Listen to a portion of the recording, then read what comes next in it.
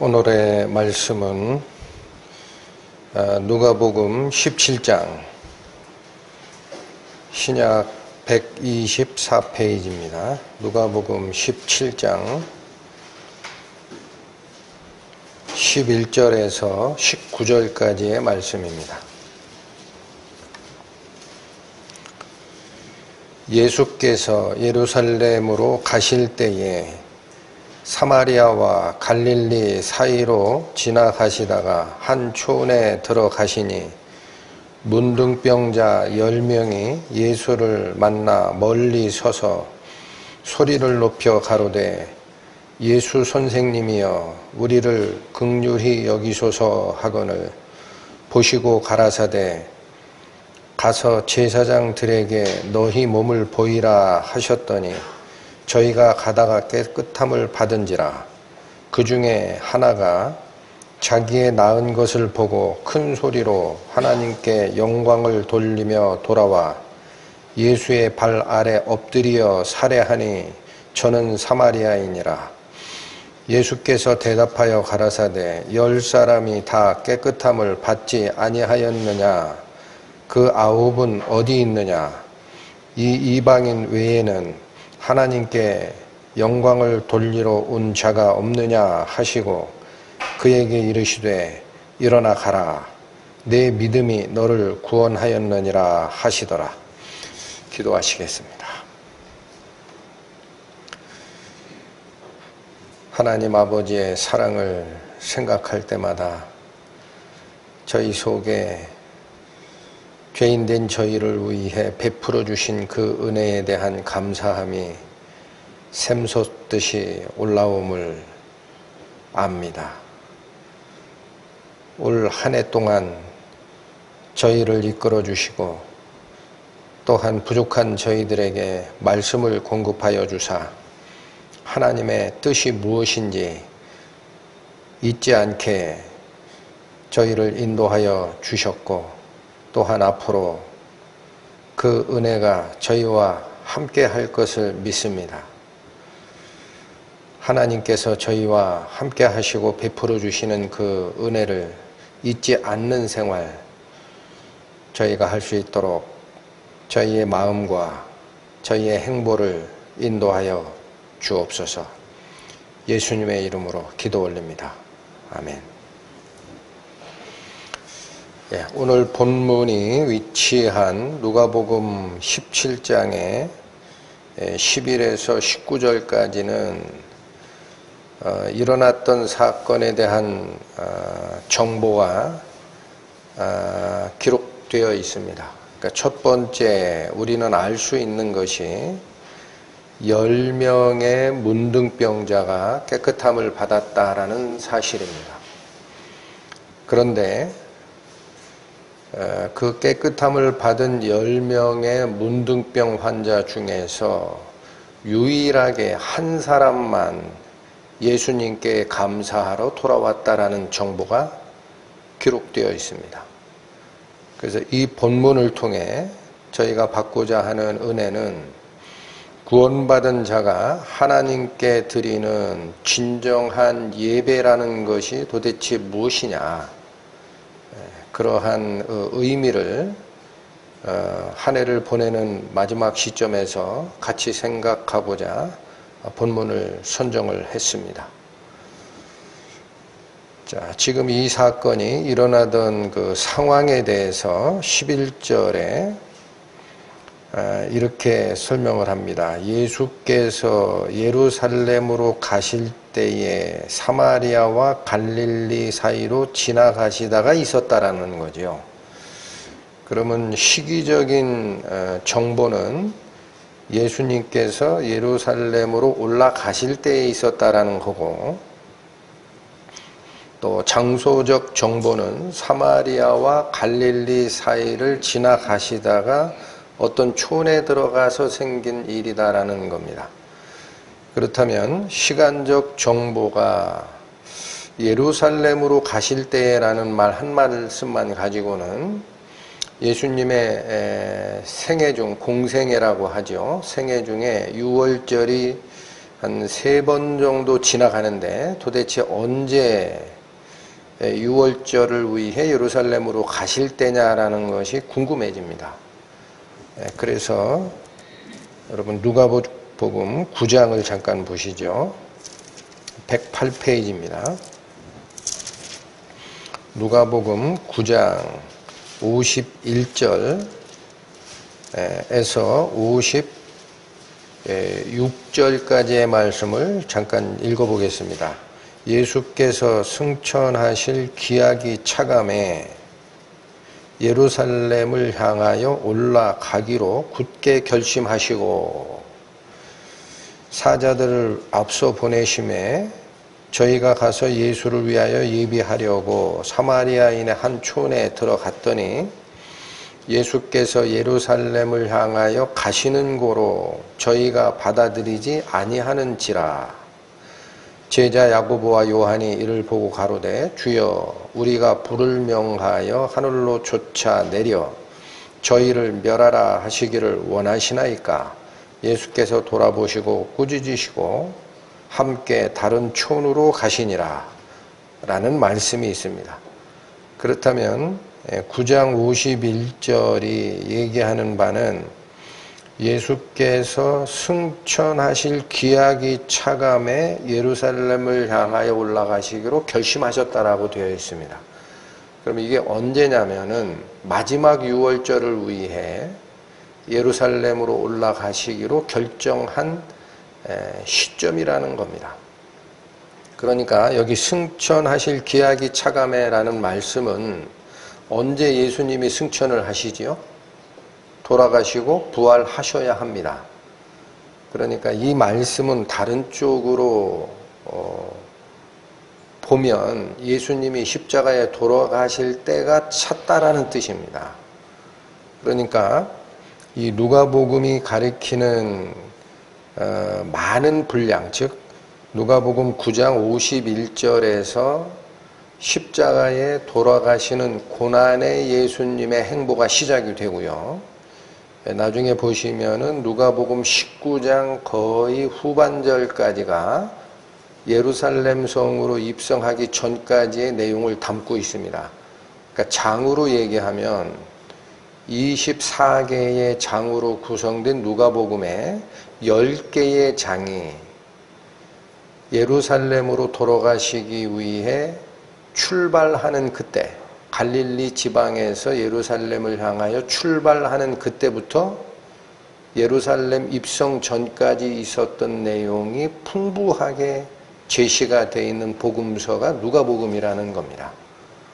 그래서 예수님의 죽음에 대한 문제나 당신께서 돌아가시기 위해 예루살렘 성을 향하여 가는 동안에 있었던 모든 가르침들이 누가복음에 굉장히 풍성하게 제시가 되어 있다는 얘기고, 오늘 본문이 위치한 누가복음 17장도 바로 요 예루살렘을 향하여 올라가는 여정 중에 있었던 사건입니다.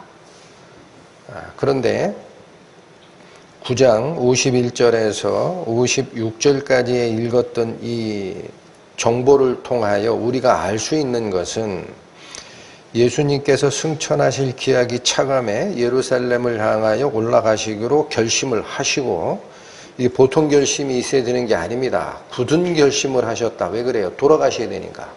십자가의 고난을 지어야 하니까.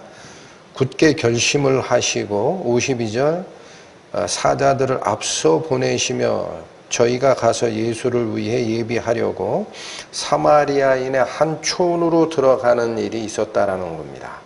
그러니까 갈릴리 지방에서 예루살렘을 향하여 가다 보면은 그 중간 지역에 사마리아 지역을 통과하게 돼 있으니까 중간에 그 어떤 한 촌에 들어가서 내가 거처할 곳을 한번 알아봐라.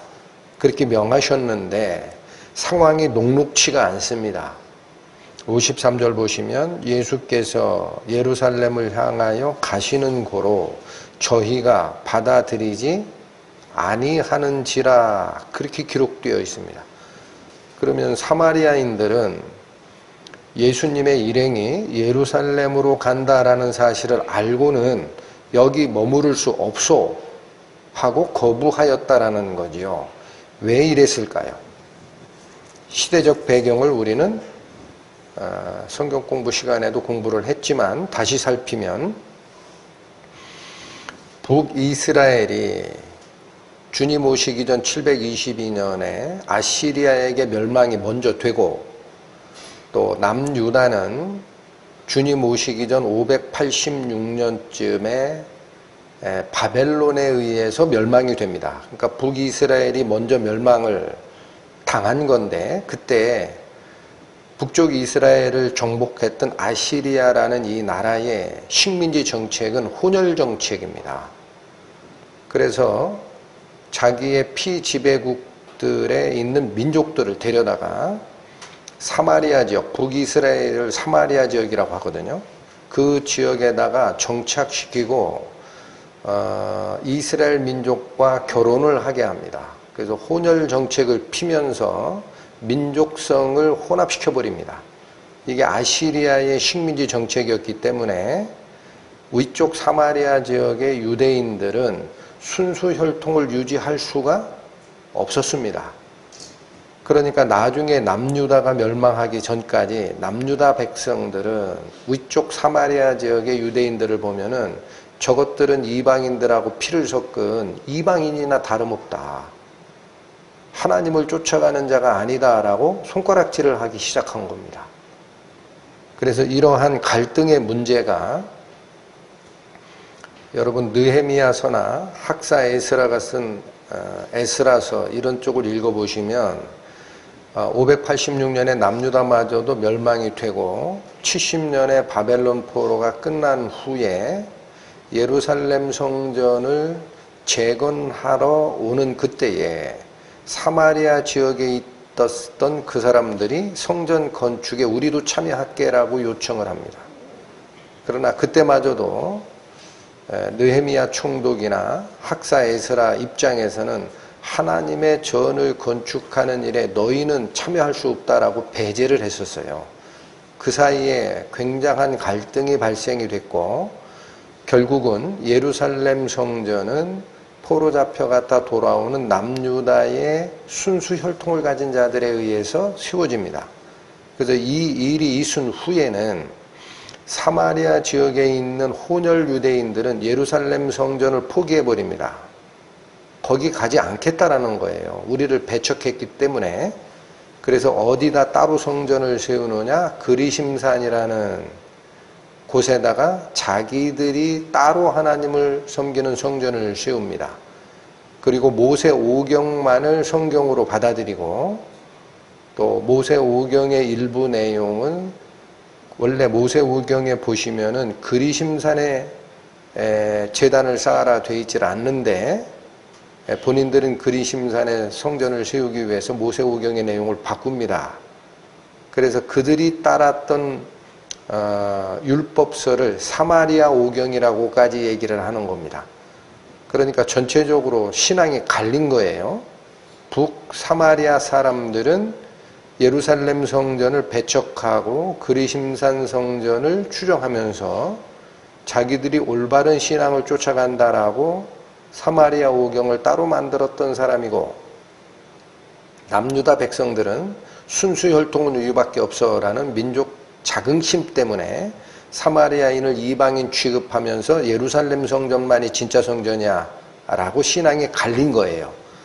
그러니까 사마리아 지역을 통과해서 예루살렘 성전에 예배하러 간다라는 소리를 들은 사마리아인들은 예수님의 일행을 배척한 겁니다. 상황이 이해가 되십니까? 그런데 이 모습을 보고 9장 54절 제자 야고보와 요한이 이를 보고 가로되 주여 우리가 불을 명하여 하늘로 쫓아 내려 저희를 멸하라 하시기를 원하시나이까? 이게 무슨 마음이에요? 감히 예루살렘 성전에 예배하러 올라가는 예수님의 일행을 저희들이 막아? 천벌을 내릴까요? 이렇게 요청을 한 겁니다.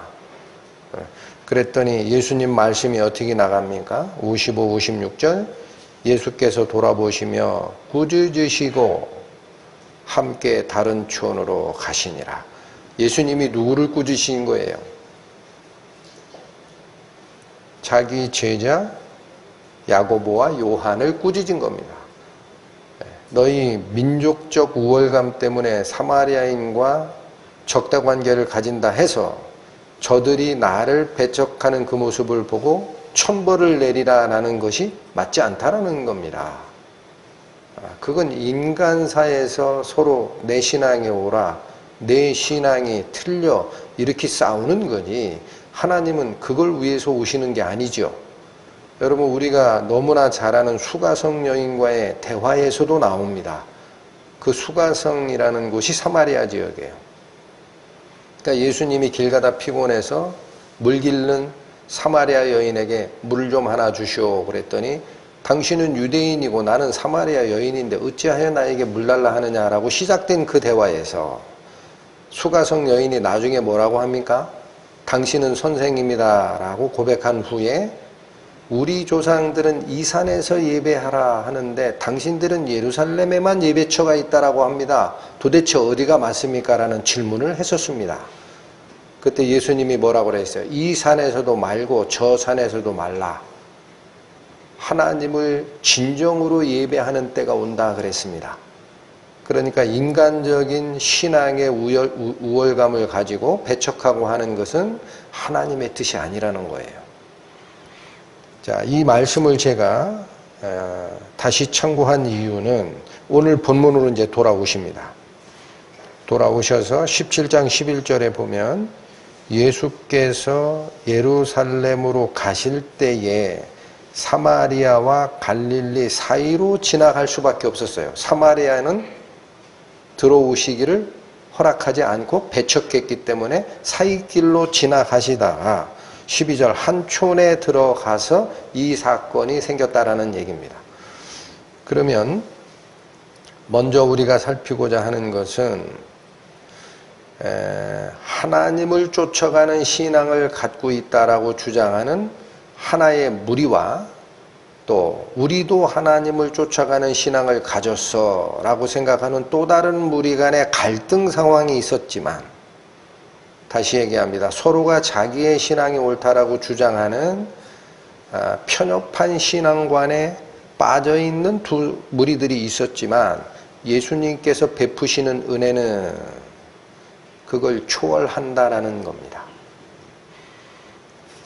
오늘 이 은혜를 받고 돌아오는 문둥병 환자 하나, 고침을 받은 문둥병 환자 하나가 누굽니까? 바로 유대인들이 그렇게 손가락질하고 멸시했던 사마리아인입니다. 하나님의 은혜는 모든 죄인에게 차별 없이 임하는 것이다.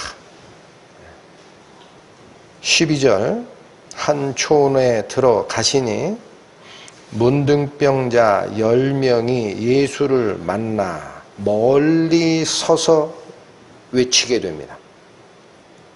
12절의 말씀에 문둥병자 10명이 예수님을 만났다라고 돼 있는데, 만났으면 가까이 와야지요. 근데 멀리 서서 외치고 있다. 이게 무슨 뜻입니까? 여러분, 문둥병자 10명 속에 누가 같이 들어가 있는 거죠? 유대인 문둥병자로만 이루어진 집단이 아닙니다. 왜 그래요? 고침을 받은 자 중에 영광을 돌리러 돌아온 자가 바로 사마리아인 문둥병자였으니까. 그럼 여러분, 생각할 게 이겁니다.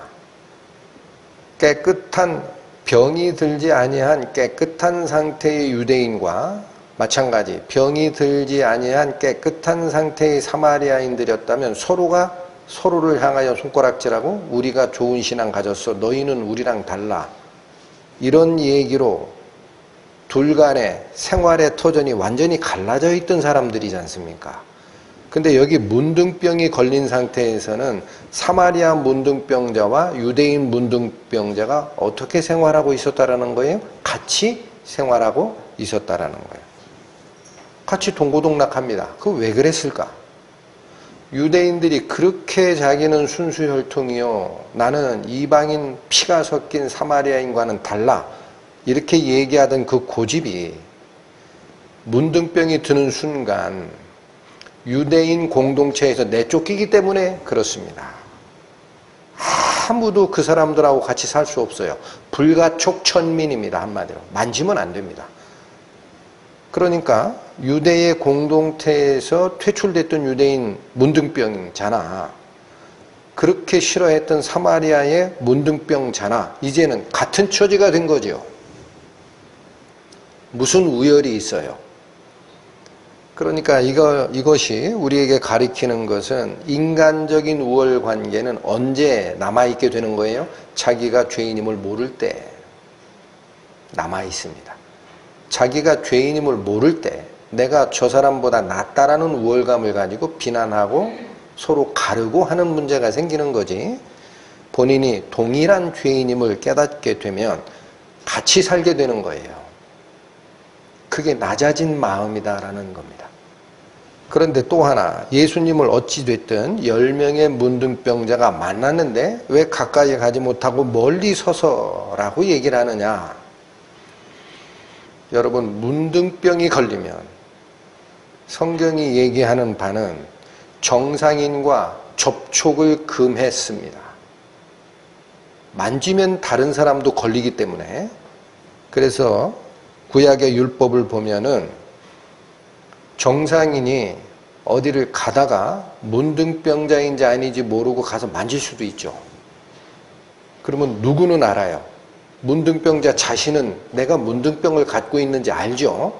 그럼 가만히 있으면 안 됩니다. 어떻게 하게 돼 있어요? 자존심 다 내려놓고 나는 부정한 자요, 나는 부정한 자요 외쳐야 합니다. 나에게 가까이 오면 안 돼. 그러니까 예수님을 만난 문둥병자 이 10명은 예수님 만나서 반갑지만 갈 수가 없어요. 율법이 그렇게 돼 있으니까. 그래서 그 율법의 유대 랍비의 해설을 보면은 성인 남자가 힘껏 돌을 던졌을 때의 그 거리 이상 떨어져 살아야 된다는 거예요. 정상인과 그 거리를 유지하라. 그러니까 우리 거리 개념으로 얘기하면 거의 100보입니다. 100보. 한 50m 이상 떨어져 있어야 된다는 거예요. 이게 바로 문둥병자, 성경적 의미로는 죄를 가진 죄인이 다른 정상인과는 접촉할 수 없고, 특히나 지금 이들이 만나고자 원하던 그 하나님의 아들 성자 하나님과는 죄인은 만날 수가 없어요. 그러니까 멀리 서서 외치는 거예요. 여러분, 레위기 13장 잠깐 보실까요? 구약 165페이지입니다. 레위기 13장 45절 말씀. 문둥 환자는 옷을 찢고 머리를 풀며 윗입술을 가리우고 외치기를 부정하다 부정하다 할 것이요. 윗입술을 가리고 외쳐라 라는 것은 자기가 부끄러운 위치에 있다는 걸 표시하는 방식입니다. 그러니까 반드시 죄인이 자기 구원에 대해서 하나님 앞에 외치기 전에는 문둥병자가 정상인 앞에서 부끄러움을 무릅쓰고 나는 부정합니다, 나는 부정합니다라고 큰 소리로 외쳐야 되듯이 이러한 회개의 마음이 반드시 선행 조건이었다라는 얘기입니다. 그렇게 외쳤던 겁니다. 본문으로 다시 돌아오십니다. 11절부터 다시 볼까요? 예수께서 예루살렘으로 가실 때에 사마리아와 갈릴리 사이로 지나가시다가 한 촌에 들어가시니 문둥병자 10명이 예수를 만나 멀리 서서 13절 소리를 높여 가로되 예수 선생님이여 우리를 긍휼히 여기소서 하거늘. 여러분, 죄인이 하나님 앞으로 가는 과정이 간단하지만 여기 아주 선명하게 제시되어 있습니다. 예수님께서 들을 수 있게 소리를 높여서 불러야 합니다. 소리를 높여 가로되 예수 선생님이여 우리를 긍휼히 여기소서. 여러분, 죄인이 하나님을 만날 수 있는 유일한 길은 그래서 어떻게 하라라고 돼 있어요? 내가 죽을 죄인임을 발견하였으면 소리를 높여 부르짖으라. 그 하나님께서 우리 음성 언어를 이해하는 분이 아닌데 그게 무슨 뜻이요? 이렇게 묻는 자가 있을 것 같으니까 성경 말씀은 다시 얘기합니다. 문둥병자가 소리를 지르듯 너희는 모든 마음을 다하여 나에게 부르짖으라. 그게 유일한 죄인이 하나님께 올려드릴 수 있는 기도입니다. 예레미야 29장 보십니다. 구약 1097페이지입니다. 예레미야 29장 11절 13절까지의 말씀. 나 여호와가 말하노라 너희를 향한 나의 생각은 내가 아나니. 여기 잠깐 끊으시고, 여러분, 하나님께서 구원할 자와 지옥 보낼 자를 우리 인간의 선택과 무관하게 처음부터 정하시고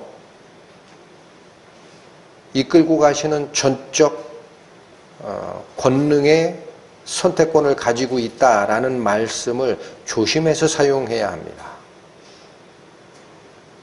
우리가 회개하든 회개하지 않든, 우리가 하나님을 향한 마음이 옳든 올바르지 않든 하나님께서 전적으로 구원할 자와 지옥 보낼 자를 처음부터 정하셨다. 이런 말씀이 왜 위험해요? 모든 사람이 쫓아가도 그런 걸 쫓아가는 게 아니에요. 여기 이 말씀이 가리키는 게 뭐예요? 나 여호와가 말하노라. 이제 너희 잘 들어라. 하나님이 너희에게 얘기해 줄 거야. 너희를 향한 나의 생각은 내가 안다. 엉뚱한 얘기들 하지 마라. 너희를 향한 하나님의 생각은 내가 알고 있어. 내 생각이 이거야. 뭐라고 얘기하십니까? 재앙이 아니라 곧 평안이요 너희 장래에 소망을 주려 하는 생각이라. 하나님은 특정 인간 중에 일부를 지옥에 보내기로 사전에 결정하는 분 아니다라는 거예요. 그렇죠? 하나님은 모든 자가 구원을 얻으며 진리를 아는 데 이르기를 원하시느니라. 그게 하나님 마음이라는 거예요. 딴 얘기 하지 마십시오. 하나님을 이상한 하나님으로 만들어가면은 문제가 커져요. 이게 하나님의 본심이다. 그렇게 선언을 하시고, 이제 이런 얘기입니다. 내가 구하고 싶다라는 거예요. 이 말씀은. 내가 재앙을 너희에게 주고 싶은 게 아니라 내가 너희에게 평안을 주고 싶다. 이게 나의 하나님의 마음이야. 이렇게 선언하고 그러면 다 주면 되지요. 안 그렇습니까? 하나님 뜻대로 다 하시면 되지. 그러나 인간 쪽에서 인간의 하나님의 은혜에 대한 간구가 있다라는 것이 12, 13절이에요. 12절 너희는 내게 부르짖으며 와서 내게 기도하면 내가 너희를 들을 것이야. 하나님의 은혜에 대한 인간의 반응입니다. 어떻게 해라? 너희는 내게 부르짖으며 와서 내게 기도하라. 그러면 그제서야 너희 음성을 내가 듣게 돼. 오늘 본문에 있었던 10명의 문둥병자가 멀리 서서 감히 접근도 못하지만 50m 이상, 100보 이상 떨어진 거리에서 예수님이 들어라 하고 소리를 높여 외치는 게 이 모습이라는 거예요. 반드시 하나님께 부르짖어야 됩니다. 음성 언어로 짖으라. 그렇게 이해하기 쉬우니까 13절에 다시 얘기합니다. 너희가 어떻게 나를 찾으라? 전심으로 모든 마음을 다하여 찾으면 나를 만나리라. 바로 이렇게 기록된 말씀과 동일하게 오늘 17장에 10명의 문둥병자가 누가복음 17장 13절 소리를 높여 가로되 예수 선생님이여 우리를 긍휼히 여기소서 한 겁니다. 예수 선생님이여 우리를 긍휼히 여기소서. 와서 나에게 부르짖으며 기도하면 내가 듣겠다. 들으신 예수님의 반응입니다. 14절 보시고 가라사대 가서 제사장들에게 너희 몸을 보이라 하셨더니, 여러분 예수님께서 구해달라 외치는 죄인의 음성을 들으시고 너 하나, 그 중에 하나, 너 사마리아인, 너는 아니야, 이렇게 얘기하셨습니까? 그렇지 않습니다. 그 음성이 들렸을 때 하나님은 전체에게 은혜를 베푸십니다. 가서 제사장들에게 너희 몸을 보이라 하셨더니, 여러분 이게 낫는다는 얘기입니까? 낫지 않는다는 얘기입니까? 주시려면 그냥 주시면 되지 왜 이렇게 얘기하셨을까요? 구약이 지시하는 문둥병자가 완전히 낫다라는 진단서는 반드시 제사장 앞으로 가야 되기 때문에 그렇습니다. 제사장이 그걸 판단하게 돼 있고, 제사장이 율법의 규례대로 문둥병을 진찰을 한 후에 확실히 나았으면 정결케 하는 예를 드리고 일주일간 격리시킨 다음에 원상 회복시키는 과정을 선언합니다. 그러니까 그 절차를 따르라라는 얘기는 가면 안다라는 거예요. 제사장이 너희 병이 나았는지 알게 된다. 증상이 아직 회복이 안 됐는데 왜 이런 말씀을 하십니까? 하나님 말씀이니까 믿고 가라라는 얘기죠. 그럼 여기 중요한 정보가 14절의 후반에 나옵니다. 이들은 깨끗함이, 내 몸에서 깨끗함이 일어난 걸 보고 제사장에게 갔을까요? 그렇지 않고 출발했을까요? 14장 후반절, 저희가 가다가 깨끗함을 받은지라. 여러분 예수님께서 너희가 제사장에게 가서 네 몸을 보이라 라는 말씀을 주셨을 때, 아니 내가 내 몸을 먼저 돌아보고 아직 고름이 나오는 이 피부가 있는데 어떻게 제사장에게 가라고 하십니까? 라고 순종하지 않았다면, 아직 내가 바뀐 적이 없는데 왜 하나님은 너는 정상인 판정을 해주는 제사장 앞으로 가라 라고 하실까 하고 의심했다면 이들은 발길을 옮길 수가 없었을 겁니다. 그러나 다행히 이들 전체는 예수님의 말씀을 듣는 순간 제사장을 향하여 나아가기 시작합니다. 가다가 깨끗함을 받는 거예요. 말씀을 믿고 그 말씀에 의지하여 내 행보를 옮기는 순간 그 뒤에 하나님이 역사하십니다. 이게 뭐예요? 하나님이 지시하신 말씀을 믿는 믿음인 거예요. 그래서 믿음은 뭐를 수반하게 되어 있다? 순종을 수반하게 되어 있다. 순종하지 않는 자에게는, 여러분 생각하십시오. 예수님의 이 말씀을 하나님이 나에게 주시는 은혜다라고 생각하면 먼저 발걸음을 뛸 수 있습니까? 엉뚱한 소리 하고 앉았네 저 선생이라는 사람. 고쳐달라니까 왜 고쳐주지 않고 제사장한테 가라고 그래? 그렇게 얘기하면 믿은 거예요? 안 믿은 거예요?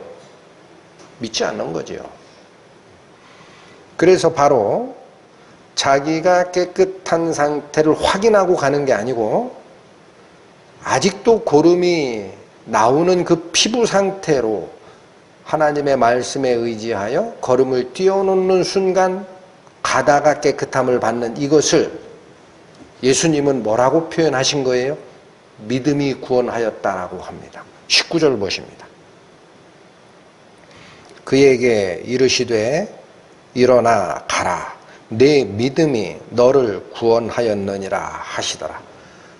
여러분 믿는다라는 말이 이젠 정확하게 드러납니다. 믿음이 뭐예요? 정신작용이 아니에요. 믿음이란 정신작용이 아니고 믿음이란 내 머릿속에서 나오는 이성적인 결론도 아닙니다.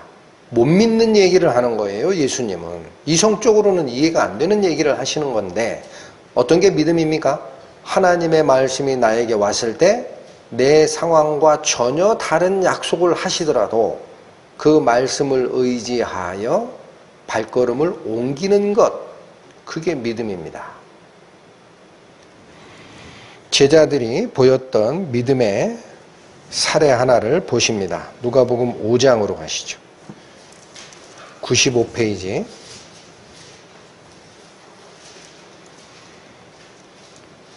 누가복음 5장 4절에서 6절까지. 말씀을 마치시고 시몬에게 이르시되 깊은 데로 가서 그물을 내려 고기를 잡으라. 이 시몬이 누구죠? 베드로입니다. 5절 시몬이 대답하여 가로되 선생이여 우리들이 밤이 맞도록 수고를 하였으되 얻은 것이 없지만은 말씀에 의지하여 내가 그물을 내리리이다. 여러분, 이 말이 의미하는 바가 뭐죠? 시몬은 어려서부터 지금까지 어부입니다. 다시 말씀드리면 고기 잡는 것에 관하여는 선수예요. 고기 잡는 방법에 대해서는 도사입니다. 밤새 잡았는데 못 잡았어요. 근데 옆에서 조언하는 자는 누굽니까? 고기 잡는 자가 아니라 목수의 아들 예수예요. 그 사람이 하는 말을 어떻게 지금 설명하고 있어요? 5절 시몬이 대답하여 가로되 선생이여 우리들이 밤이 맞도록 수고를 하였으되 얻은 것이 없지만은 내 생각에는 내 경험에는 내 노하우로 생각하면 여긴 고기가 없다라는 거예요. 밤새 잡았는데 한 마디도 없다. 그게 내 생각이에요. 그러나 이 생각을 내려놓고 어디를 쫓아갑니까? 말씀에 의지하여 내가 그물을 내리겠나이다 하고 6절 그리 한즉 행동이 옮겨졌습니다. 생각만 한 게 아닙니다. 말씀을 의지하여 그물을 내리겠나이다 하고 그리 한즉 고기를 에운 것이 심히 많아 그물이 찢어지는 현상이 발생하는 거예요. 이게 믿음이라는 겁니다. 본문으로 다시 돌아오십니다. 누가복음 17장 14절부터 다시 봅니다. 보시고 가라사대 가서 제사장들에게 너희 몸을 보이라 하셨더니 저희가 가다가 깨끗함을 받은지라. 얼마나 깨끗함을 받았을까요? 몇 명이나? 뒤에 나오는 정보는 전부입니다. 그러니까 예수님의 말씀이 떨어지고 나서 아직 자기 몸에 고름이 흐르는 것을 보고도 제사장에게 가면 된다라고 걸음을 옮겨놓은 자는 10명 중 몇 명인 거죠? 10명입니다. 10명 중 10명이 믿은 거예요. 10명 중 10명이 자기 몸의 현상을 보고 자기 판단을 고집한 게 아니라 예수님의 말씀에 의지하여 제사장에게 가다가 전체가 깨끗함을 받았다. 15절 그 중에 하나가 자기의 나은 것을 보고 큰 소리로 하나님께 영광을 돌리며 돌아왔습니다. 몇 명이 돌아왔습니까? 그 중 하나가. 16절 예수의 발 앞에 엎드려 살해하니 저는 사마리아인이라.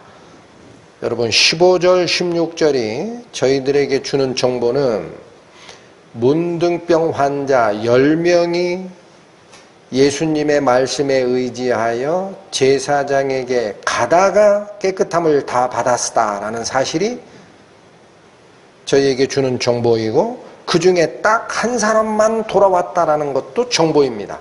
근데 그 돌아온 자가 누구라고 그래요? 유대인들이 그렇게 멸시했던 자 사마리아인입니다. 유대인들이 그렇게 멸시했던 자 사마리아인. 그렇다면 10명 중 9은 돌아오지 않았죠. 여러분 18절 먼저 봅니다. 이 이방인 외에는 하나님께 영광을 돌리러 돌아온 자가 없느냐 하시고, 유대인들이 당시에 사마리아인들을 비하하고 너희는 우리랑 달라 이렇게 차별했던 이유는 이방인의 피가 섞인 혼혈족이 됐다라는 뜻입니다. 그러니까 여기서 말하는 이 이방인 외에는 이라는 이 예수님의 말씀은 예수님의 마음에서 사마리아인을 이방인이라고 생각한 게 아니라 유대인들이 바라볼 때 가졌던 마음을 그대로 사용하신 거예요. 유대인들아 라는 거예요. 유대인들아, 너희가 이방인처럼 취급하는 사마리아인, 이 사마리아인 외에는 하나님께 영광을 돌리러 온 자가 없지 않냐. 그 말은 무슨 뜻이에요? 깨끗함을 받은 10명의 환자 중에 사마리아인 문둥병자 하나 빼고는 다 유대인이었다라는 겁니다. 이 이방인 외에는 없다라는 거예요. 그러면 18절의 말씀을 우리는 어떻게 읽어야 되느냐면, 유대인들도 다 깨끗함을 받았지 않냐, 유대인들은 어디로 갔냐라는 얘기예요. 사마리아인만 하나님께 영광을 돌리러 왔는데 유대인들은 어디로 갔니? 걔네들도 깨끗함 받은 게 맞는데 어디로 갔을까요? 저희들 마음에 던지는 질문입니다. 어디로 갔을까? 이 유대인들은 그렇게 자기 신앙을 정통이다, 예루살렘 성전만이 예배를 드리는 장소가 맞다, 그렇게 자기의 신앙을 순수하고 정통이다라고 생각하고 사마리아인을 손가락질했던 유대인들, 그들은 어디로 갔느냐? 여러분, 문둥병자는 아까 잠깐 설명을 드렸지만 문둥병으로 판결이 나는 순간 유대의 사회에서는 퇴출을 당하게 됩니다. 불가촉천민이 됩니다. 만지면 안 됩니다. 그러니까 우리가 문둥병자, 당시 유대 사회의 문둥병자였다라고 가정을 해보시면은 유대인들이 어디로 갔는지가 드러납니다. 문둥병자는 뭐를 포기해야 될까요? 그 사회에서 퇴출이 된다 그랬죠. 그럼 내가 가지고 있는 재산이 많아요. 그래도 그 집에 살아요? 못 살아요? 못 살아요. 진 밖으로 나와야 됩니다. 무리 밖으로. 내 재산이 많아도 내 재산이다라고 얘기하지 못하고, 나의 배우자나 나의 사랑하는 아들이나 나의 가족이 있어도 그들과 같이 살 수 없습니다. 내가 아무리 배움이 많고 지식이 많고 지위가 높아도 사내들인 멤버였다 하더라도 문둥병자 판결이 나는 순간 그 지위를 다 버리고 도망가야 돼요. 인간적인 쌓아올린 모든 것과는 격리되어야 하는 게 문둥병자입니다. 그런데 이들이 몸이 치유가 된 걸 확인한 거예요. 그러니까 마음속에서 뭐가 제일 급하고 제일 간절했을까? 얼른 제사장에게 가서 정상 판결을 받고, 나는 그렇게 보고 싶었던 내 가족 보러 간다. 내가 그걸 얼마나 학수고대했는지 아느냐? 나는 그렇게 누리고 싶었던 나의 물질적 축복, 내가 이제는 누려도 되는 상태가 됐다. 내가 지금까지 쌓았던 사회적 지위, 이제는 내가 회복할 때가 왔다. 나만 장군처럼. 그렇죠. 그 임금 앞에 존귀한 자인 나만이 그러나 문둥병자이더라 라는 말씀처럼 이제는 회복할 때가 됐다 하고, 가족을 만날 희망, 자기가 가지고 있었던 과거의 지위가 회복되는 그 희망, 이것이 자기 마음속에서 은혜를 주신 예수님을 돌아보기 전에 내가 앞으로 잊어버렸던 거 찾으러 가야지 하고 전부 돌아간 거예요. 유대인들은. 여기 말씀에 18절, 이 이방인 외에는 하나님께 영광을 돌리러 돌아온 자가 없느냐라는 표현을 씁니다. 그러니까 10명 중에 유일하게 하나님께 영광 돌리러 돌아온 이 사마리아인은 왜 돌아왔다라는 표현을 쓸까요? 자기의 인생이 추구하는 나의 인생의 성공과 인생의 즐거움, 그 길에서 유턴했다라는 거예요.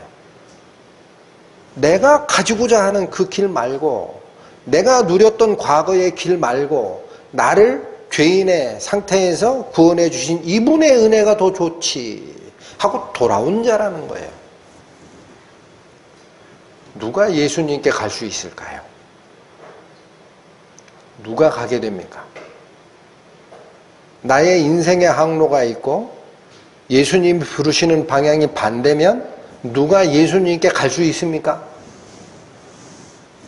누가복음 14장 가십니다. 120페이지입니다.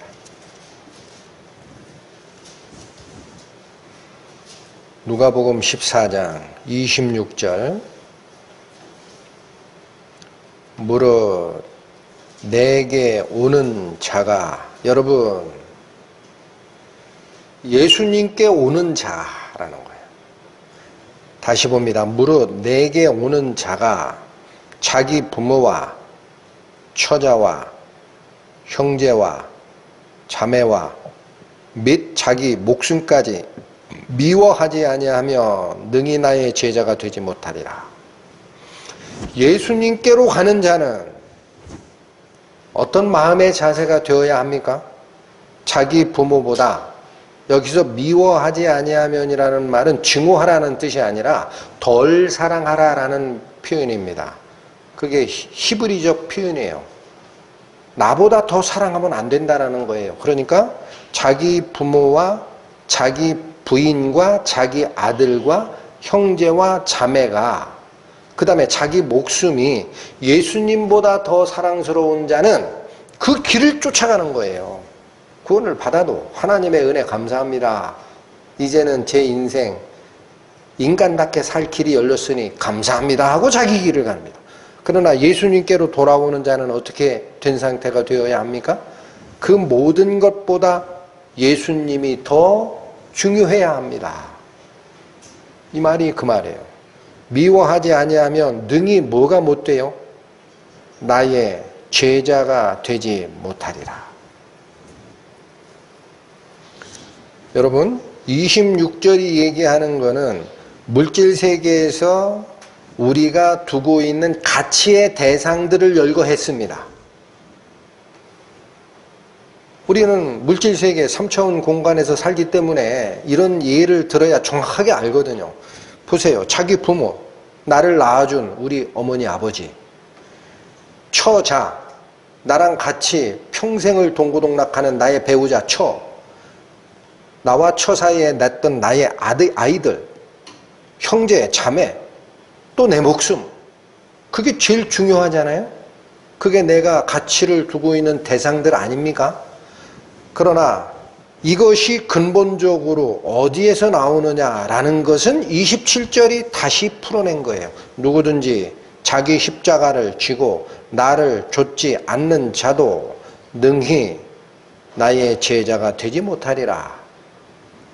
여러분, 자기 십자가를 진다라는 말씀이 무슨 뜻이에요? 나의 결정권을 내려놓는 자라는 얘기입니다. 이게 다른 복음서에는 자기를 부인하지 않고 나를 쫓을 수가 없다라고 되어 있습니다. 그러니까 우리가 하나님의, 특히 예수님의 제자가 되는 길, 예수님의 가르침이 나의 영혼 깊숙이 들어와서 나의 생각을 지배하고 나의 행동을 바꿔가는 그것이 제자입니다. 예수님이 간 길을 쫓아가는 게 예수님의 제자라고 표현하는 자들입니다. 그렇게 되려면 무엇이 죽어야 됩니까? 나를 이끌고 갔던 나의 가치관, 내가 중요하게 여기는 가치의 대상들이 부인되어야 한다는 겁니다. 그런 자만이 예수님께 돌아올 수 있습니다. 그러므로 오늘 본문에 10명이 다 깨끗함을 받았으나 9명은 구원받은 후에 어느 길을 쫓은 거예요? 여전히 하나님은 섬긴다라는 마음이 있지만 여전히 자기 인생의 행복을 위해서 간자합니다. 그러나 유일하게 천대받던 사마리아인 하나만은 다 버리고 누구에게 돌아왔어요? 예수께 돌아왔습니다. 이자만이 진정 가치 있는 대상이 누군지를 확인한 진정한 예배자라는 겁니다. 진정한 예배자. 구원을 받았으면 그의 마땅한 영광을 하나님께 돌릴 줄 아는 진정한 예배자. 성경이 가리키는 것은 우리를 구원하는 이유를 하나님의 영광을 위하여라고 합니다. 우리를 구해준 이유를 우리로부터 하나님은 영광을 받고 싶었기 때문에 라고 얘기를 합니다.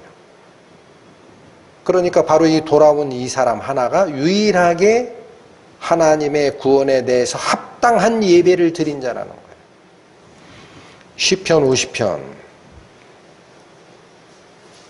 구약 839페이지 가십니다. 시편 50편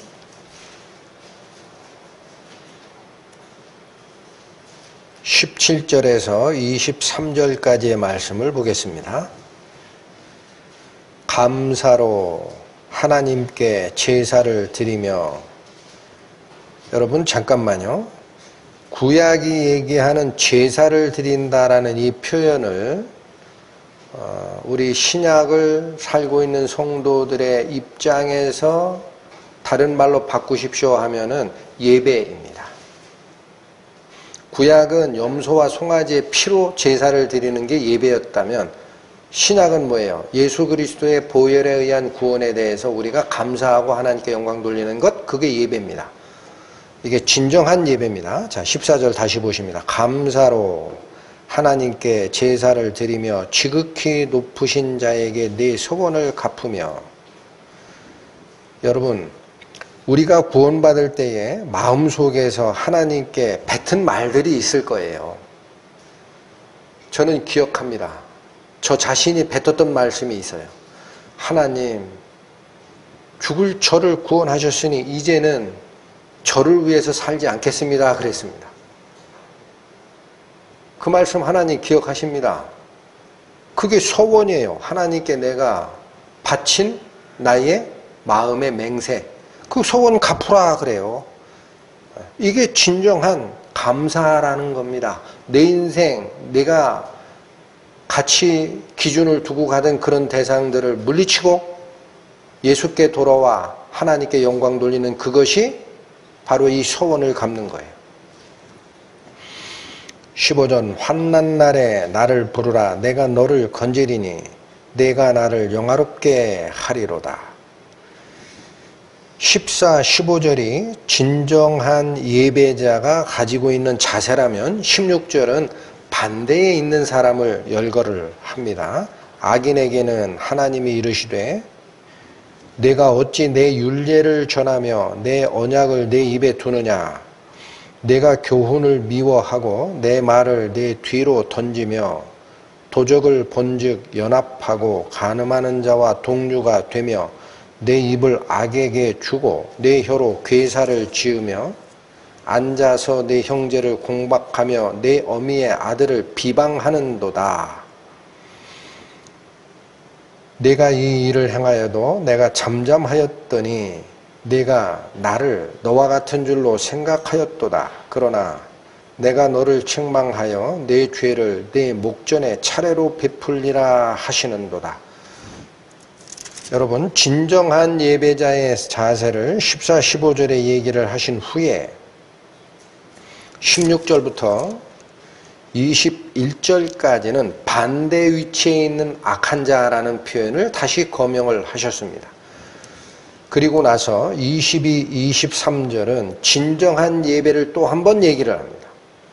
22절 하나님을 잊어버린 너희여 이제 이를 생각하라.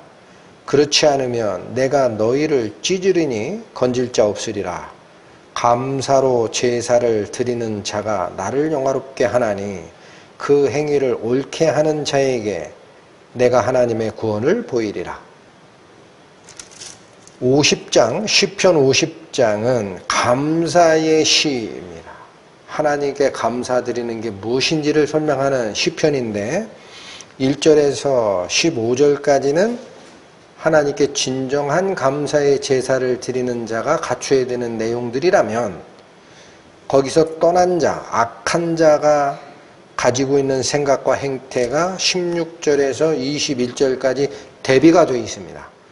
그런데 이 시편 50편에 진정 감사로 예배드리는 자와 그렇지 아니하고 자기 생각을 쫓아가는 자를 대비한 이 문장이 22절과 23절에서 딱 요약되어 있습니다. 22절은 하나님을 잊어버린 자가 있다라는 거예요. 그러면 이 사람은 하나님을 잊어버렸으면 누구를 쫓아갈까요? 하나님을 잊어버린 너희여라는 말은 무슨 말이에요? 하나님을 잊었으면 내가 걸어가는 인생길에는 뭐밖에 없어요? 나의 목적과 나의 계획과 나의 복리복락만 보입니다. 그것이 17절에 있는 말이에요.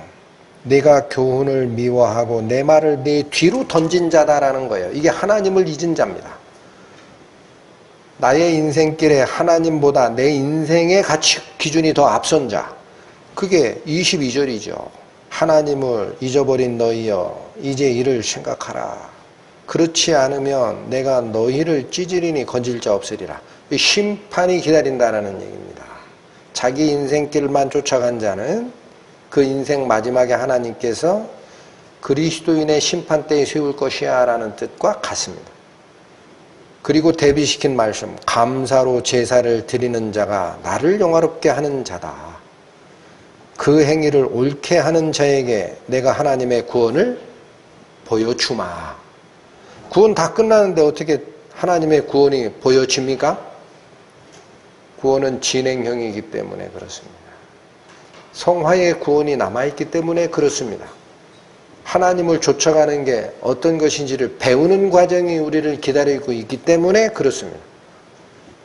그렇다면 저는 이 시편 50편, 감사의 시편과 경고의 말씀을 상고하다가 감사로 제사를 드리는 자가 곧 하나님께 영광을 돌리는 자라라는 이 말씀이 깊이 들어왔어요. 우리가 하나님께 영광 드릴 게 뭐겠습니까? 수송아지로 피의 제사를 드리는 게 아닙니다. 우리 11조 올려드리는 게 하나님께 영광 드리는 게 아닙니다. 주일 성수한다고 예배 장소에 빠지지 않는 것이 하나님께 영광 돌려드리는 것이 아닙니다. 몸이 와 있으면 뭐 합니까? 세상 걱정으로 여전히 머릿속이 가득 차 있다면 몸이 이곳에 와 있으면 뭐 하나? 그렇죠. 깨끗함을 받고 자기의 인생길을 쫓아갔던 9명의 유대인 문둥병 황자하고 다를 게 뭐가 있어요? 구원 받았으나 자기 길을 간다면. 그러나 진정한 감사가 우러나오면 그 자가 하나님을 영광스럽게 한다? 오늘 본문의 말씀처럼 예수님의 말씀을 빗대어 말한다면 10명이 다 깨끗함을 받지 아니하였느냐? 그러면 하나님께 영광을 돌리러 온 자가 이 사마리아인 외에는 없느냐? 누가 하나님께 영광 돌리러 왔습니까? 유일한 사마리아 문둥병자 중 깨끗함을 받은 그 사람. 이게 하나님께 영광 돌리는 거다라는 거. 우리 머릿속에 어디가 더 가치 기준이 있는지 생각하라라는 굉장히 진중한 말씀. 그렇지 않은 자는 대비된 말씀입니다. 잠깐 읽었지만 내가 진정한 하나님께 감사가 마음에서 일어나면은 하나님께 영광을 돌리게 돼 있고 이어지는 말씀대로 그 행위가 옳게 가게 돼 있습니다. 내 행위가 바뀌어지는 근원은요, 율법을 준수해야 하나님이 기뻐하신다라는 그 생각 속에서 행동을 옮겨가는 자가 아니라 이 속에서 하나님께 대한 진정한 감사가 우러나올 때 하나님께 영광 돌리겠다라는 그 마음이 있을 때 내 행동이 바뀌어지는 거예요. 이게 순서예요.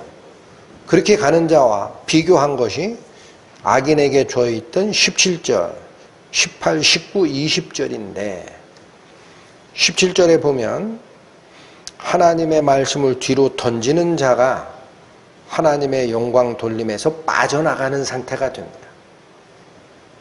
여러분, 하나님의 말씀을 뒤로 던졌다라는 말씀, 제가 아까 뭐라고 말씀드렸어요? 내 생각을 쥐고 있는 자입니다. 나의 판단, 나의 가치 기준이 살아있는 자, 그러면 하나님의 말씀은 나의 가치 기준 뒤로 후순위로 밀려하게 돼 있어요. 그게 하나님의 말씀을 뒤로 던지는 자입니다. 이게 출발이 되면 18절, 19절처럼 자기의 행동이 바뀝니다. 한마디로 죄에 빠집니다. 죄에 빠지는 것이 20절에 가면은 어디까지 연결이 되나요? 앉아서 내 형제를 공박하며 내 어미의 아들을 비방하는도다. 여러분, 예수님께서 오셔가지고 형제를 비방하거나 판단치 말라. 사도 바울의 서신서에서도 남의 하인을 판단하는 너는 누구뇨? 그의 일어서고 넘어짐이 제 주인에게 있음에 그가 세움을 받으리니, 이런 말씀들이 수많은 가르침이 있는데 구약에는 없을까 했더니 오늘 말씀이 그 말이에요. 앉아서 내 형제를 공박한다라는 말이 무슨 뜻이에요? 왜 하필이면 서서 하지 않고 앉아서 합니까? 이건 재판장 자리에 앉았다라는 거예요. 자기가 판결 자리에 판단의 보좌에 앉아서 형제를 비방하고 내 어미의 아들을 비방하는 일이 있었다라는 얘기입니다. 그러니까 23절에 감사로 제사를 드리고 하나님을 영광롭게 하고 그 행위를 올바르게 하는 이것이 50편이 얘기하는 결론이라면, 경고의 말씀은 하나님의 말씀을 자기 판단 기준보다 후순위에 두는 자는 죄에 빠지게 될 뿐 아니라 자기가 판단의 자리에 앉아서 형제를 비방하고 판단하고 공박하는 위치에 가게 된다. 그러면 이것은 하나님께 영광 돌리는 위치입니까? 아닙니까? 신약성경 히브리서로 가봅니다. 13장 신약 369페이지입니다. 히브리서 13장 15절에서 17절의 말씀입니다. 이러므로 우리가 예수로 말미암아 항상 찬미의 제사를 하나님께 드리자. 여러분, 여기까지 말씀을 보시면 방금 전에 저희가 살폈던 시편 50편의 결론의 말씀입니다. 감사로 제사를 드리는 자가 나를 영화롭게 하나니. 똑같지요? 히브리서 13장 15절 다시 보십니다. 이러므로 우리가 예수로 말미암아 항상 무슨 제사를 하나님께 드리자? 찬미의 제사. 이게 감사의 제사예요. 감사로 나를 영화롭게 하라. 그것이 찬미의 제사를 하나님께 항상 드리자. 이는 그 이름을 증거하는 입술의 열매니라. 여러분, 신약성경 히브리서 13장이 얘기하는 바도 하나님께 드리는 제사가 첫 번째, 하나님의 은혜에 감사하고 영광 돌려드리는 찬미의 제사를 먼저 꼽으셨습니다. 이어집니다. 16절 오직 선을 행함과 서로 나눠주기를 잊지 말라. 이 말씀이 무슨 뜻이에요? 선을 행하고 서로 나눠주라? 한마디로 사랑하라. 선을 행하고 서로 나눠주라. 인간사 모든 문제의 근원은 내가 좀 더 취하겠다라는 마음에서 나옵니다. 결혼 생활도 마찬가지입니다. 결혼하면 배우자로부터 내가 뭔가 덕을 좀 보겠다라고 하면은 그 결혼 불행해집니다. 내가 가진 것으로 배우자를 도와주겠다라는 생각을 가져야 돼요. 나누자. 나의 부족함을 저 사람이 보충해 준다면 저 사람의 부족함은 내가 옆에서 도와주자. 이게 나눔의 생활이고 그것이 사랑의 생활이고 그게 선행입니다. 이렇게 되는 것을 뭐라고 합니까? 이 같은 제사는 하나님이 기뻐하시느니라. 여러분 히브리서 13장 15절 16절이 우리에게 가르치는 방향은 15절은 찬미의 제사예요. 감사로 제사를 드리라. 16절은 행함의 제사도 드리라. 무엇과 닮아 있고 서로 에코, 메아리로 화답하는 상황이냐? 감사의 시편인 시편 50편 마지막 23절입니다. 23절의 말씀 기억나십니까? 감사로 제사를 드리는 자가 나를 영화롭게 하나니. 이게 찬미의 제사예요. 그 행위를 옳게 하시는 자에게 내가 구원을 보이리라. 이게 행함의 제사입니다. 항상 무엇이 앞섭니까? 행함의 제사 앞에 진정한 감사의 제사가 앞섭니다. 그 뒤에 행함이 쫓아갈 때라야 하나님께서는 우리의 행함을 아름답게 받으시는 거예요.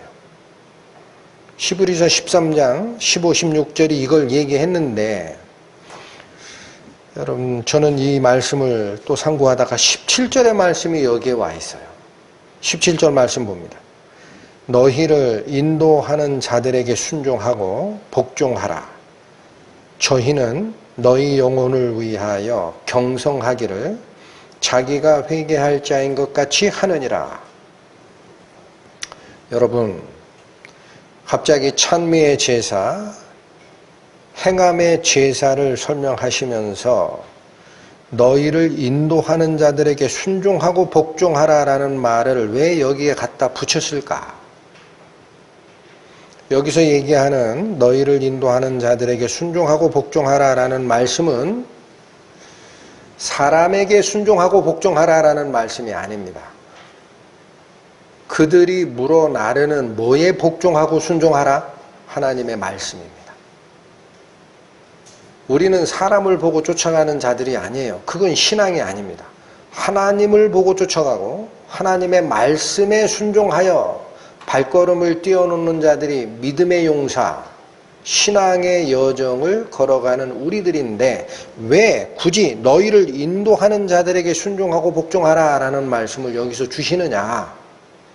이유가 뒤죠. 저희는 즉 너희를 인도하는 자들은 너희 영혼을 위하여 경성하기를 자기가 회개할 자인 것 같이 하기 때문에 그렇다라는 겁니다. 여기 경성하기를이라는 표현이 뭐예요? 깨어서 경계하는 자라는 뜻입니다. 그러니까 이런 얘기입니다. 양들의 무리가 있어요. 그럼 그 양들에게 꼴을 먹이는 것도 목자의 역할이지만 외부의 위협으로부터, 즉 늑대나 호랑이나 곰들의 위협으로부터 양들을 지키는 것도 목자의 임무입니다. 이 경성하기를이라는 말이 그런 뜻입니다. 잠을 안 잡니다. 밤에도. 진정한 목자는 무엇을 위해서라면 자기가 맡고 있는 양들의 영혼을 위해서라면 깨어있기를 힘씁니다. 그리고 혹시라도 잘못된 꼴을 먹여 나르거나 그 양들의 영혼에 문제가 생긴다 하면 그거 누가 책임져야 되는 자라고 생각하는 거예요? 목동이 책임져야 된다라고 생각하는 자라는 거예요. 그게 무슨 말이에요? 자기가 회개할 자인 것 같이 하느니라 라는 뜻입니다. 여기서 얘기하는 회개는 회개가 아닙니다. 여기서의 회개는 어카운트라는 거예요. 어카운트, 책임진다. 어카운터빌리티라는 것이 책임입니다. 그러니까 너희를 말씀으로 양육하고 인도하는 자들에게 순종하고 복종할 이유를 히브리서에 이 말씀은 뭐라고 얘기하느냐면 그 말씀을 가지고 너희를 먹이고 인도하는 자들은 그 말씀에 의해 양육을 받는 양들의 영혼을 지키기 위해서 깨어있기를 기도하는 자들이고 혹시라도 잘못 지키면 이건 나의 어카운터빌리티, 나의 책임이 잘못된 거야 라고 생각하는 자들이다. 그런 마음을 가지고 양들을 인도하는 자들이 너희를 인도하는 자들이기 때문에 순종하고 복종할 이유가 거기에 있다는 겁니다. 그런데 이어지는 말씀이 이거예요. 자, 17절 맞아 있습니다. 너희를 인도하는 자들에게 순종하고 복종하라. 저희는 너희 영혼을 위하여 경성하기를 자기가 책임질 자인 것 같이 하느니라. 저희로 하여금 즐거움으로 이것을 하게 하고 근심으로 하게 말라. 그렇지 않으면 너희에게 유익이 없느니라. 여러분, 하나님의 말씀을 물어나르는, 말씀을 전하는 자들은 첫 번째 경계해야 될 것이 다른 꼴을 물어나르는지 항상 자기를 살펴야 됩니다. 그게 디모데서에게 바울이 요구했던 거예요. 너 자신과 말씀을 삼가하고, 이건 살피고라는 거예요. 너 자신이 잘못된 위치에 가 있는지도 살피고, 내가 물어나르는 말씀이 하나님의 말씀이 아닌 다른 꼴을 물어나르는지도 살피고, 이 일을 쉬지 말고 계속하라. 그리하면 너 자신과 이 말을 듣는 이들을 구원하게 되리라. 이게 목회서신서가 지시하는 말씀 전하는 자에게 주는 경고와 충성의 약속입니다. 그렇게 하게 되면 그 말씀이 영혼들을 끌어가고 이끌어가기 때문에 순종하고 복종할 필요가 있다는 얘기를 하는 거고, 혹시라도 저희로 하여금 즐거움으로 이것을 하게 하고 근심하게 하지 말라라는 이 말은 뭐예요? 그 일이 근심이 되면 말씀을 어떻게 물어나르겠느냐라는 겁니다. 그럼 너희에게 유익이 있느냐? 뒤에 나오죠. 그렇지 않으면 너희에게 유익이 없느니라. 여러분, 저는 올 한 해 굉장히 저희들에게 아픔이 있고 힘든 시기를 겪었지만, 제가 성경을 상고하고 아무리 살펴도 가끔 설명을 드렸습니다. 목회자와 성도 간에는 말씀을 앞에 놓고 협조하고 하나 되고 기도해주는 위치이지, 목회자가 잘못될까 의심하고 견제하는 게 아닙니다. 성경에 맞지가 않아요. 그렇죠? 여기 뭐라고 돼 있어요? 저희로 하여금 즐거움으로 이것을 하게 하고 근심하게 하지 말라. 그러면 너희에게 무슨 유익이 있겠느냐? 그들이 그 일을 즐거움으로, 하나님의 일을 즐거움으로 하게 해야 하나님의 말씀이 너희의 영혼에게 전달하고자 하는 꼴이 정상적으로 전달이 될 뿐 아니라, 혹시라도 잘못된 꼴을 물어나를까 걱정이 되느냐? 그러면 어떻게 하라고 돼 있어요? 의심하고 견제하고 할 게 아니라 기도해 주라. 뒤에 나와요. 18절. 우리를 위하여 기도하라. 우리를 위하여 기도하라. 그게 목회자와 성도 간에 하나님의 영광을 위해 화합하는 진정한 하나됨입니다. 그런 것이 없을 때 자꾸 혼란이 오고 문제가 생기는 거예요.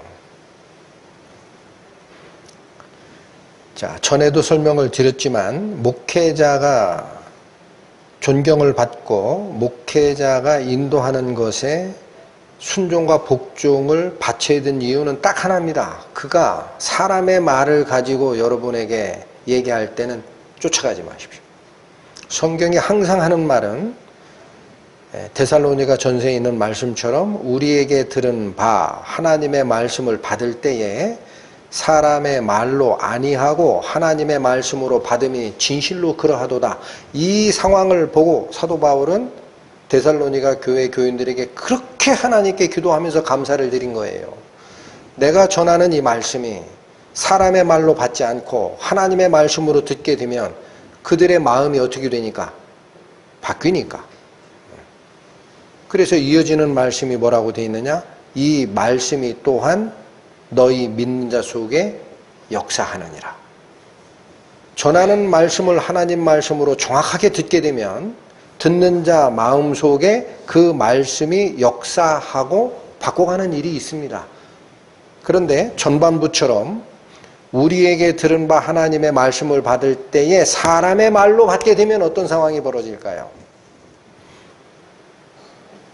똑같은 말씀이 나가는데 하나님의 말씀으로 받지 않고 사람의 말로 받으면 어떻게 될까요? 왜 표적 설교하느냐 그렇게 나옵니다. 왜 꼭 설교단상에 서가지고 나의 잘못을 흠집 잡는 설교를 하느냐 하고 여기서 빈정이 상해버려요. 뭘로 들었기 때문에? 사람의 말로 들었기 때문에. 그게 문제의, 제가 살핀 문제의 핵심입니다. 제가 항상 기회 있을 때마다 드리는 말씀이지만 설교자가 설교단상에서 권면과 지적의 말씀을 안 할 수가 없어요. 설교문을 준비하다 보면 저는 안 하고 싶어요 라는 생각이 간혹 듭니다. 하나님 또 해야 됩니까? 근데 나중에 설교문을 작성하다 저에게 오는 이 드는 마음의 생각은 그러면 너 왜 거기 서 있니? 그래요. 말씀이. 너를 거기 세운 이유가 그거다. 말씀 전하는 자는 믿음이 약한 성도들에게는 젖 먹이는 어머니처럼 온유하게 대할 줄도 알아야 되지만 믿음의 성장이 진행되고 있는 성도들의 믿음이 올바른 방향으로 가도록 하기 위해서는 권면하고 징계하는 아버지의 역할도 있다라는 말을 왜 너는 기억 못하느냐. 이 말씀이 오기 때문에 조금은 직접적인 형태로 나가지만 지적의 말씀, 권면의 말씀을 성경 말씀으로 전하는 겁니다. 그걸 결코 개인과 개인 간의 지적의 얘기로 듣게 되면 그럼 표적 설교라는 얘기가 나오죠. 그걸 원하지 않습니다. 어느 때는 마음속에 그런 생각도 든 적이 있었어요. 앞으로는 권면의 설교하지 말까? 좋은 얘기도 많은데 성경에. 그런데 항상 설교문을 준비하다 보면 1차적으로 저는 그래요. 네. 여러분에게 뭔가 말씀을 전하겠다라고 저는 객관적 3자 시점에서 설교문을 작성하지를 않습니다. 성경 말씀을 읽을 때에 저에게 오는 교훈을 먼저 받아요. 그러면 항상 저는 지적의 말씀이 먼저 보여요. 너 이거 잘못됐고 너 이거 조심해야 되고. 그걸 제가 받은 만큼 같이 나누는 것이 그게 설교지요. 그것이 사람을 바꾸게 하는 겁니다. 자, 오늘 본문으로 다시 오십니다. 누가복음 17장 17절 18절의 말씀을 봅니다. 예수께서 대답하여 가라사대 10사람이 다 깨끗함을 받지 아니하였느냐? 그 9은 어디 있느냐? 이 이방인 외에는 하나님께 영광을 돌리러 돌아온 자가 없느냐? 저는 주님께서 하시는 이 2절의 말씀을 보고 감사로 제사를 드리는 자가 하나님을 영화롭게 한다는 그 의미가 얼마나 중요한지 다시 생각하는, 또 올 한 해를 보내는 다른 교회들이 이걸 송구영신 예배라고 합니다. 오늘 마지막 주일인데 2020년의 마지막 주일인데 도대체 새해가 열리면 우리가 어떠한 자세로 하나님께 영광 돌려야 되는지를 생각하고 또 생각하는 기회가 됐어요. 근데 여기 이 말씀뿐만 아니라 정말 사람 속에는 그렇게 은혜를 받아도 죽을 나를 살리는 구원의 역사를 경험해도 자기 중심적으로 내 인생 쫓아가지 나를 구한 자에게 진정한 감사를 드리는 마음이 거의 없다라는 사실을 예화를 통해서도 알게 됩니다. 여러분, 1860년대에 있었던 일이라고 해요. 1860년 9월 8일에 미국의 그 미시간호라는 바다처럼 넓은 호수가 있습니다. 그 미시간 호수를 운행하는 여객선이 있는데 그때 풍랑이 심해가지고 배가 좌초가 됐어요. 그래서 거의 400명이 타고 있는 이 배에서 결국 87명이 익사하는 사고가 일어납니다. 그런데 그 미시간 호수 그 호반이라고 하죠. 거기에 있었던 어느 대학의 캠퍼스 기숙사에서 자고 있던 에드워드 스펜서라는 이 학생이 난리 나는 소식에 잠이 깨가지고 달려간 거예요. 그러니까 난리가 아니에요.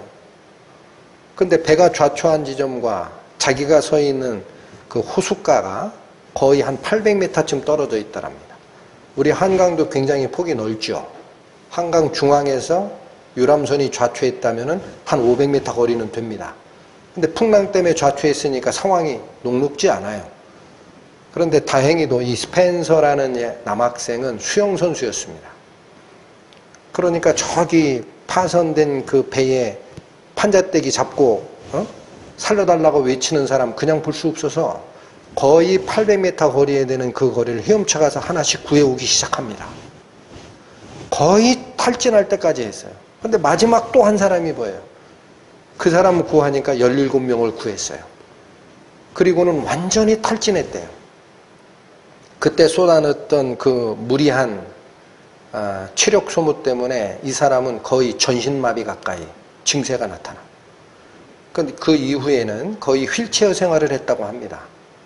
그리고 그가 한 80여 세쯤 됐을 때 어느 신문사 기자가 가서 인터뷰를 했대요. 스펜서, 그땐 할아버지죠. 스펜서 할아버지.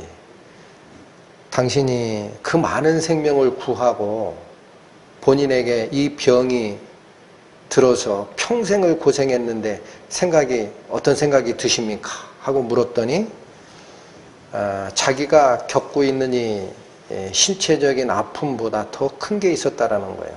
17명을 살렸는데 자기에게 감사를 전해온 자는 소녀 하나밖에 없었대요. 그 소녀는 지금까지 크리스마스 때 카드를 보냅니다. 나머지 16명은 자기에게 인사 한 번 한 적 없이 자기 길을 갔다 그래요. 그게 사람의 본심이라는 겁니다. 그 밑에 깔려있는 자아라는 거예요. 나의 중심적 생각. 그러니까 오늘 본문이 얘기하는 10명이 깨끗함을 받은 문둥병자이지만 유일하게 누구만 하나님께 영광 돌리러 돌아왔다? 사마리아 문둥병자였다가 나은 자. 그게 진정한 감사예요. 어떤 분들은 감사할 게 있어야 감사가 나오지요. 그렇게 얘기를 합니다. 내 상황을 보면은 남보다 걱정할 게 많고 신체적 결함, 소득도 없고 배운 것도 없고 사회적 지위도 그렇고 감사할 게 하나도 없는데 어떻게 감사를 하느냐. 그게 인간적 생각이죠. 근데 이 경우에도 여러분 랍비 아키바라는 사람이 있습니다. 아키바라는 랍비가 있는데 우리가 잘 알고 있는 탈무드라는 그 교훈집 있죠. 그 성경을 근거로 만드는 교훈집인데 탈무드를 1차로 편집했던 랍비라고도 합니다.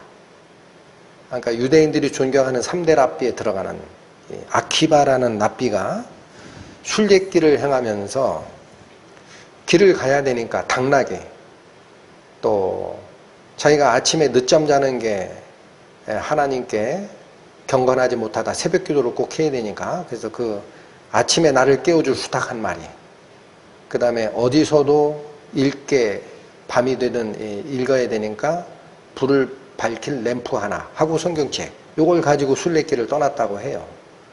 그런데 어느 날이 저물어서 어느 마을에 제가 길 가는 나그네인데 저를 하룻밤 재워주시면 안 됩니까? 그랬더니 당신 하나면 몰라도 나귀하고 수탉하고 그거 재울 데 없어 해가지고 거부를 당합니다. 이 집을 가도 안 돼, 저 집을 가도 안 돼. 결국은 그 작은 마을에 이 랍비 순례자를 받아줄 사람이 없어요. 그래도 이 랍비는 불평 없이 그 마을의 앞산에서 야영을 결정을 했다고 해요. 밤에 자는데 잠이 오나요? 그러니까 성경 말씀이나 읽어야 되겠다 하고 램프에 불을 켜고 말씀을 읽는데 바람이 불어서 램프불이 엎어져 버렸어요. 아이고, 그러면 이제는 말씀도 못 읽나? 이게 불평이 나올 만도 한데 다른 뜻이 있겠지. 조금 있다가 잠을 청하고 자려고 하는데 늑대 울음소리에 당나귀 도망갔어요. 수탉 따라서 도망갔어요. 순례길 그만해야 되죠. 타고 갈 당나귀가 없어졌으니 그래도 이 랍비 아키바는 하나님의 뜻이 있겠지 하고 그날 밤 잠을 자고 아침에 일어났답니다. 감사할 게 하나도 없죠.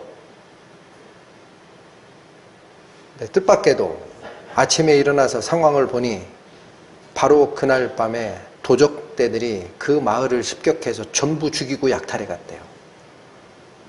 거기서 유했다면 이 아키바는 같이 죽었을 겁니다. 산에서 야영할 때 불의 램프가 꺼지지 않았더라면 마을을 습격하는 도적대가 저기도 사람 사는 데가 있다 쫓아와서 죽였을 거예요. 불빛이 없어도 나귀 울음소리나 수탉 울음소리 있으면 사람 있구나 하고 또 쫓아왔을 거예요. 지나보니 나를 보호하고자 하는 하나님의 손길이었다라는 거지요. 그러니까 우리는 왜 감사가 안 나옵니까? 짧게 보기 때문에 그래요.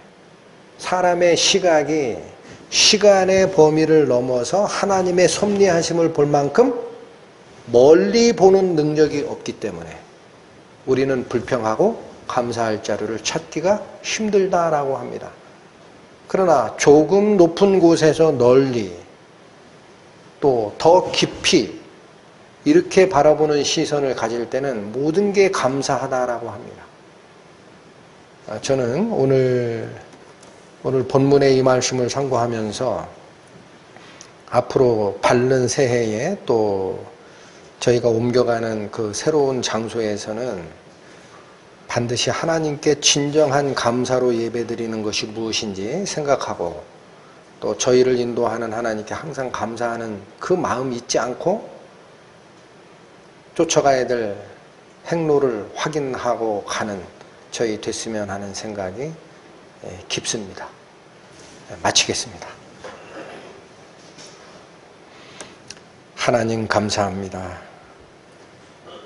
항상 하나님께서 저희와 함께 하시고 저희를 보호하심을 마음속에서 깨닫지 못하기 때문에 저희가 갖지 못한 것에 눈이 돌아가고 감사보다는 불평과 원망이 앞서는 저희임을 압니다. 그러나 하나님께서 보다 넓은 곳에서 저희를 내려다보시고 보다 멀리 저희를 위한 계획과 보호하심을 준비하고 있음을 확인할 때에 저희들은 부족한 저희 상황을 보질 않고 하나님께 진정 감사와 찬양을 드리는 자 될 수 있음을 압니다. 남은 시간도 저희의 생각을 하나님의 말씀에 묶어 이끌어 주시고 말씀이 지시하는 바 한마디 한마디의 가르침이 저희 마음을 울릴 때 저희의 행보를 그 말씀의 방향에 맞게 옮겨 놓는 저희 될 수 있도록 저희에게 은혜를 베풀어 주옵소서. 예수 그리스도의 이름으로 기도 올립니다. 아멘.